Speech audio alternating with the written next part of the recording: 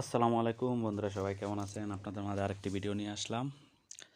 আজকে চালতা পেরে আচার বানাবো, তাই চালতা গাছে উঠতে আছি আমি নিজেই। আপনারা তো দেখতেই পারছেন চালতা গাছটা অনেক লম্বা, তাই চঙ্গা দিয়ে উঠলাম।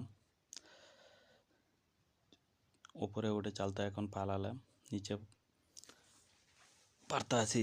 এখন আমার চালতা হাতে, সাথে তেঁতুলও আছে, তেঁতুল গাছে উঠছিলাম। ওইটা ভিডিওটা অন্য টাইমে দিব। চালতা কাটে নিয়েছিল, আমি তখন ভিডিওটা নিতে পারিনি, তাই চালতার আচার পুরোপুরি তৈরি করা হয়ে গেছে। ওই টাইমে কিছু ভিডিও নিলাম। চালতাটা আমি খেয়েও ফেলেছিলাম কিছুটা। আমরা আরও 2-3জন মিলে খেয়েছিলাম, অনেক মজা হয়েছে।